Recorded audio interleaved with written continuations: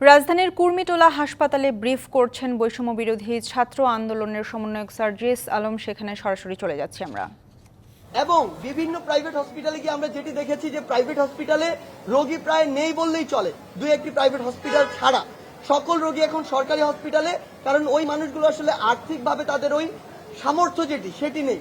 সেই জায়গা থেকে আমাদের একটি দাবি থাকবে যে ওই যে প্রাইভেট হসপিটালগুলোতে এখনো যারা রয়েছে, যদিও আমরা দেখেছি যে একটি স্বাস্থ্য অধিদপ্তর বা স্বাস্থ্য মন্ত্রণালয় থেকে একটি প্রজ্ঞাপন দেওয়া হয়েছে যে সকল জায়গায় তাদের যত রকমের খরচ রয়েছে সেটি যেন মওকুফ করা হয়, এবং যদি তারপরও প্রাইভেট হসপিটালগুলোতে কিছু বিল নেয় সেটি যেন ন্যূনতম একটি মেডিসিন বিল নেয়।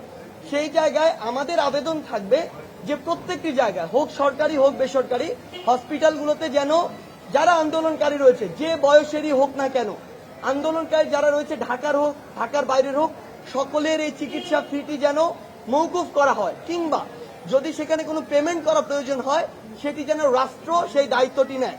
এটি একটি কথা। আরেকটি কথা হচ্ছে, আমাদের অনেক আন্দোলনকারী রয়েছে কিংবা অনেক সমন্বয়ক সহ সমন্বয়ক রয়েছে, কিংবা ইভেন এখন আমরা দেখছি যে নতুন বিভিন্ন গ্রুপ তৈরি হচ্ছে যারা কেউ ভালো উদ্দেশ্যে কেউ অন্য কোনো অসৎ উদ্দেশ্যে আসলে হসপিটালগুলোতে প্রচুর পরিমাণে পরিদর্শনে যাচ্ছে। এটি যাওয়ার বেশ কিছু সমস্যা রয়েছে, তাদের অনেক বড় সংখ্যা যাচ্ছে, যেটি আমাদের ওইখানকার আসলে স্বাস্থ্যগত যে নিরাপত্তা কিংবা পরিচ্ছন্নতা এই ইস্যুটিকে সমস্যা করে। অনেকে খাবার দিতে টিম নিয়ে যাচ্ছে, অনেকে পুরো মিডিয়া টিম নিয়ে যাচ্ছে সেখানে।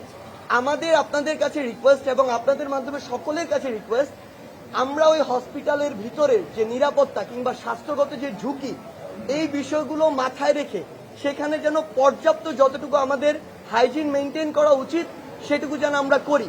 এবং সরকারি হসপিটালগুলোতে ইতিমধ্যে আমরা জানতে পেরেছি যে তারা এক্সট্রা একটি হাই কেয়ার ইউনিট তৈরি করবেন, সেই জায়গার নিরাপত্তা যেন আমরা বজায় রাখি, এটি একটি বিষয়।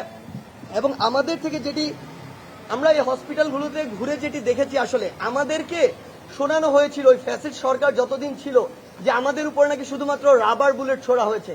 আপনি হসপিটালের বেডগুলোতে যান, কারা আছে, শরীরের এক পাশ দিয়ে বুলেট ঢুকেছে, আরেক পাশ দিয়ে বের হয়ে গিয়ে আরেকজনকে আঘাত করেছে, ওই বুলেটগুলো পর্যন্ত ব্যবহার করা হয়েছে।